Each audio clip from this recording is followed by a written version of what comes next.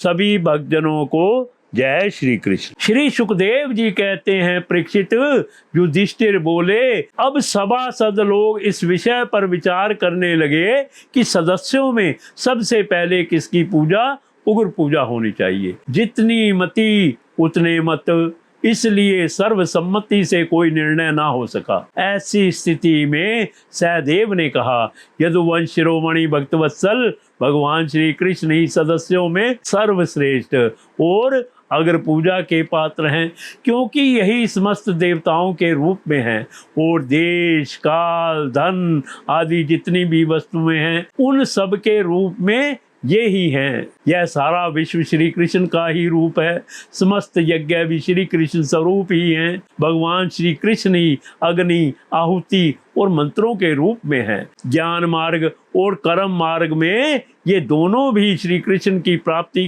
के ही हेतु हैं। सभासदों, मैं कहाँ तक वर्णन करूं। भगवान श्री कृष्ण वह एक रस अद्वितीय ब्रह्म है, जिसमें सजातीय, विजातीय और स्वगत भेद नाम मात्र का भी नहीं है। यह संपूर्ण जगत उन्हीं का स्वरूप है। वे अपने आप में ही स्थित और जन्म, अस्तित्व, वृद्धि आदि 6 भाव विकारों से रहित हैं। वे अपने आत्म स्वरूप संकल्प से ही जगत की सृष्टि, पालन और संहार करते हैं। सारा जगत श्री कृष्ण के ही अनुग्रह से अनेकों प्रकार के कर्म का अनुष्ठान करता हुआ धर्म, अर्थ, काम और मोक्ष रूप पुरुषार्थों का संपादन करता है। इसलिए सबसे महान भगवान श्री कृष्ण की ही अग्र पूजा होनी चाहिए। इनकी पूजा करने से समस्त प्राणियों की तथा अपनी भी पूजा हो जाती है। जो अपने दान धर्म को अनंत भाव से युक्त करना चाहता हो, उसे चाहिए कि समस्त प्राणियों और पदार्थों के अंतरात्मा भेदभाव रहित, परम शांत और परिपूर्ण भगवान श्री कृष्ण को ही दान करें। परीक्षित, सहदेव भगवान की महिमा और उनके प्रभाव को जानते थे। इतना कहकर वे चुप हो गए। उस समय धर्मराज युधिष्ठिर की यज्ञ सभा में जितने सत्पुरुष उपस्थित थे, सबने एक स्वर से बहुत ठीक कहकर सहदेव की बात का समर्थन किया। धर्मराज युधिष्ठिर ने ब्राह्मणों की यह आज्ञा सुनकर तथा सभासदों का अभिप्राय जानकर बड़े आनंद से, प्रेमोद्रेक से विहल होकर भगवान श्री कृष्ण की पूजा की। अपनी पत्नी, भाई, मंत्री और कुटुंबियों के साथ धर्मराज युधिष्ठिर ने बड़े प्रेम और आनंद से भगवान के पांव पखारे तथा उनके चरण कमलों का लोक पावन जल अपने सिर पर धारण किया। उन्होंने भगवान को पीले पीले रेशमी वस्त्र और बहुमूल्य आभूषण समर्पित किए।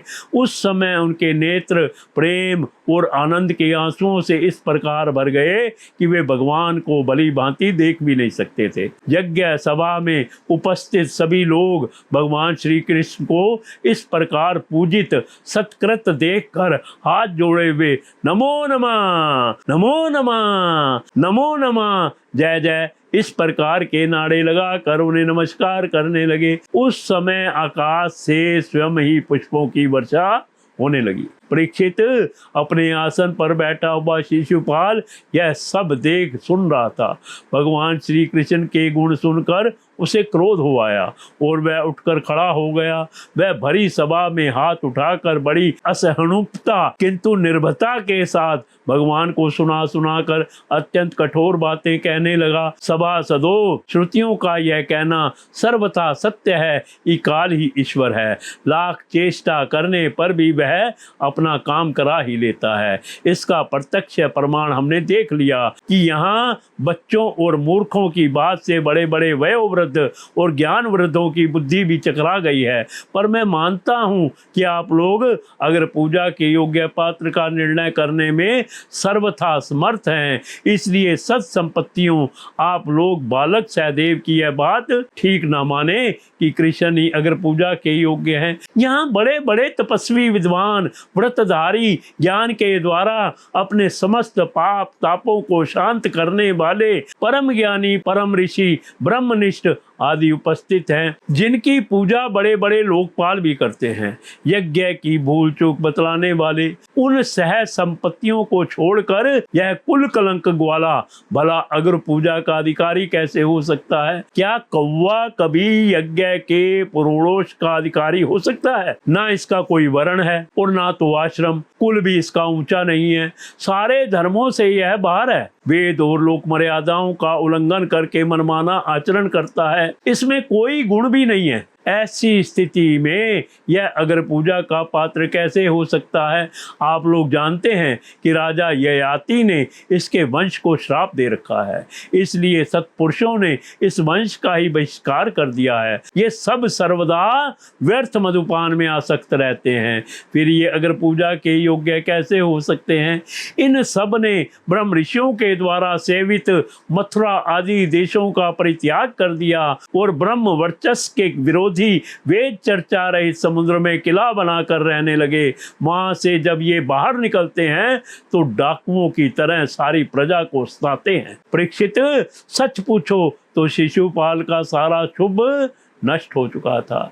इसी से उसने और भी बहुत सी कड़ी कड़ी बातें भगवान श्री कृष्ण को सुनाई, परंतु जैसे सिंह कभी सियार की हुआ पर ध्यान नहीं देता, वैसे ही भगवान श्री कृष्ण चुप रहे।